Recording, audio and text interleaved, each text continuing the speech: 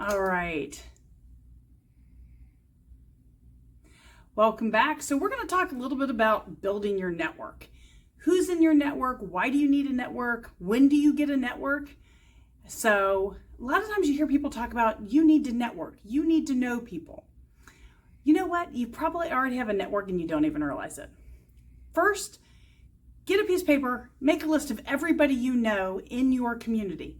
Not just your parents, not just the person who you buy your groceries from. Everybody you know. So these are going to be people from your faith-based partnerships, places where your children go. Do you have coaches, kids coaches, all of those folks? These are all people that are in your network. Why do you need to know the people in your network? So you need to know, what do the people in your network do? Because you never know when you're going to need that plumber.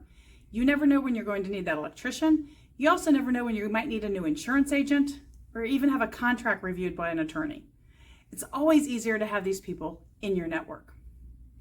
As a child care director, sometimes you might just need other people in your network because you might be looking to move up and to find a new profession or just maybe even a new place to be the director.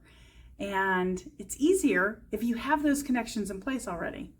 So in addition to your local network, you also want a professional network. You want people within the industry who you know. These could be trainers, like Carrie and I.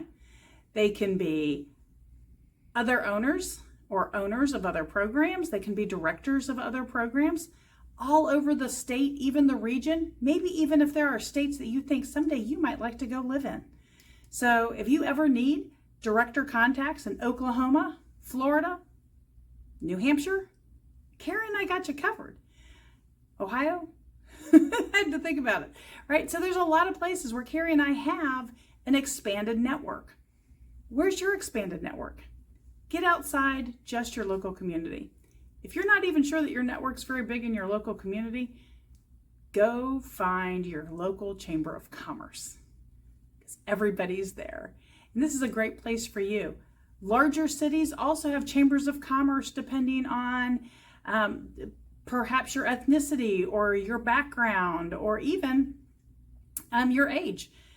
We live in Austin, Texas, and so in Austin, Texas, they actually have a young professionals chamber of commerce. What a great place for you to get involved and to get to know other professionals around your same age but different industries. These are all part of your network. Networks are invaluable. One of the favorite books I ever read was To Dig Your Well Before You're Thirsty. It was all about networking and getting to know who you don't even know you know, right? I have a great story. One of the times when I moved to Austin, Texas, about 24 years ago, I came with a purpose to see how many business cards I could give away while trying to figure out who I needed to know in town.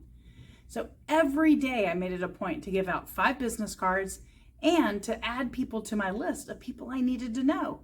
Now, this was before there was social networking, right? We didn't have LinkedIn.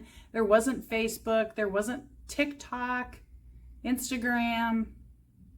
I'm sure I'm missing something, right? So there wasn't all these other ways. You had to actually physically go out and meet people. So you met people at networking functions, meetups, meetings, courses, chamber events, that kind of stuff. So I did, and I had a great time getting to know the people in the Austin community. And so as a result, my network has really helped me both personally and professionally over the last 24 years. So make sure that you get out and get to know the people in your community. Share your business card. If you don't have a business card or you're not really sure people still use business cards, you can always get whatever the latest trend is. Currently at the production of this video, there are a lot of one-time business cards that have a QR code or some sort of way that information is transferred straight into somebody else's phone.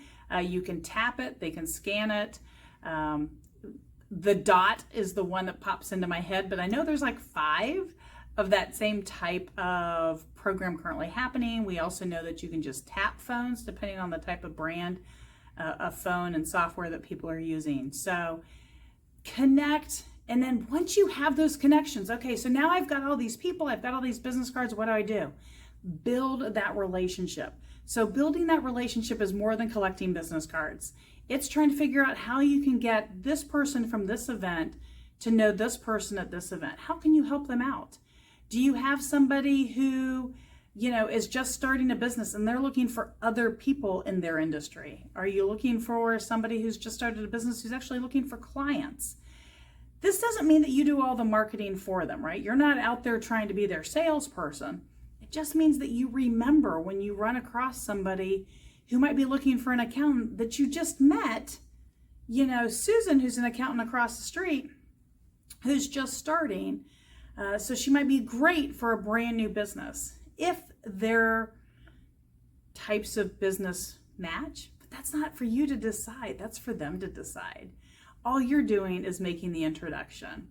So once you help somebody else and you figure out, okay, this person needs this person, how can I help them out? Some of the favorite things I do are just little things like virtual introductions. I mean, we can do that, right? We can send an email or a text or some sort of messenger app that says, hey, Susan, this is Jane. Jane just started a business and she needs an accountant.